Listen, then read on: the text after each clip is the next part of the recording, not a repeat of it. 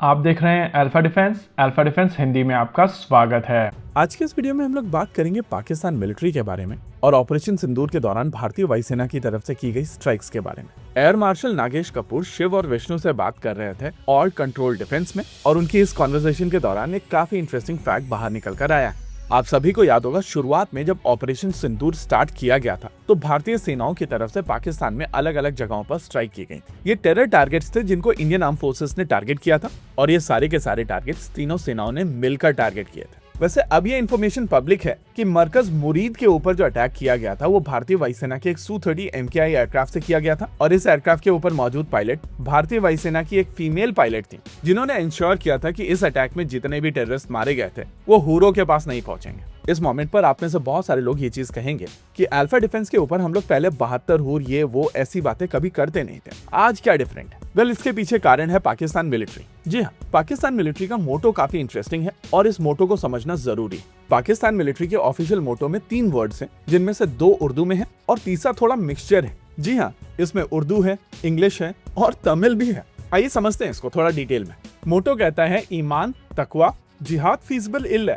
अब ईमान और तकवा उर्दू वर्ड हैं जिसके मीनिंग मुझे समझ में आते नहीं, और ये भी कह सकते हैं कि आई एम लीस्ट बॉदर्ड। लेकिन ये जो लास्ट वर्ड है ये काफी इंटरेस्टिंग है। इसमें ये जिहाद बोलते हैं जो समझ में आता है, फिर बोलते हैं फीजिबल इल्ला, तो फीजिबल इंग्लिश वर्ड समझ में आता है, इल्ला तमिल वर्ड ये भी समझ में आता है। यानी कि इनका मतलब ये है कि इंडियन आर्म फोर्सेस के खिलाफ इनका जो जिहाद है वो फीजिबल नहीं है। इनकी ये सेल्फ अवेयरनेस अच्छी है और इसको मोटो में रखना और अच्छी बात है। लेकिन जो वर्ड जिहाद है उसके चलते ये 72 हुर वाली बात तो निकलेगी। अब हमें ये पर्सनली अच्छा लगे या ना लगे, लेकिन बात तो करनी पड़ी। देखिए, इनके यहाँ अंडरस्टैंडिंग है कि इनकी लाइफ एक्चुअली मरने के बाद शुरू होती है, और कोई जिहाद करते हुए मरता है तो उसको 72 हुरें मिलती हैं।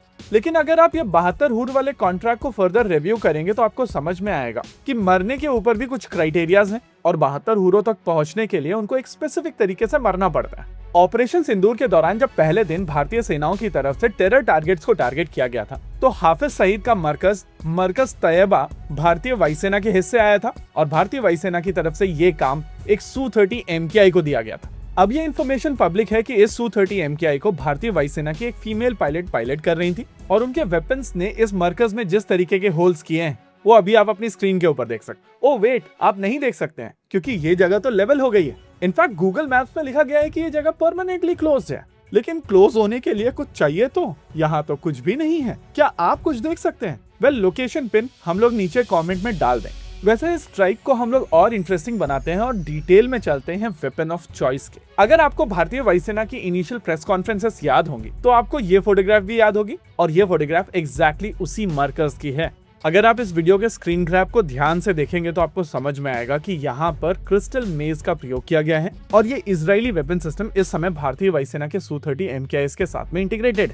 क्रिस्टल मेज एक काफी इंटरेस्टिंग कैपेबिलिटी के साथ में आता है, और आपको याद होगा कि बालाकोट के दौरान हम लोग इस वेपन सिस्टम का प्रयोग नहीं कर पाए थे क्योंकि वहां पर क्लाउड कवर ज्यादा था। लेकिन मरकज तैयबा का बैड लक, ऑपरेशन सिंदूर के दौरान वेदर भी क्लियर था और इंटेंट भी। वैसे ये मरकज भारत के साथ में लगे हुए बॉर्डर से लगभग 35 किलोमीटर की दूरी पर है, और अगर आप क्रिस्टल मेज की रेंज की बात करेंगे तो वो लगभग 75 किलोमीटर की। हालांकि यहाँ पर एक कैविएट, और अगर आपको पिन पॉइंट एक्यूरेसी के साथ में वीडियो फीड चाहिए तो आपको वेपन और ज्यादा करीब जाकर गिराना पड़ेगा। साथ ही साथ जब अटैक किए गए होंगे तो नेचुरली लो फ्लाइंग की गई होगी, और कम एल्टीट्यूड के चलते वेपन की रेंज और कम होती, यानी कि चांसेस हैं कि यहाँ पर भारतीय वायुसेना की ये फीमेल पायलट पाकिस्तान के अंदर जाकर पाकिस्तान के ऊपर ये अटैक करके आई। यानी कि पाकिस्तान की ये जो फीमेल पायलट्स को लेकर ऑब्सेशन है वो समझ में आती है। एनीवेज, इसी के साथ आज के इस वीडियो में रखते हैं केवल इतना ही। वीडियो को अंत तक देखने के लिए धन्यवाद। देखते रहिए अल्फा डिफेंस। जय हिंद।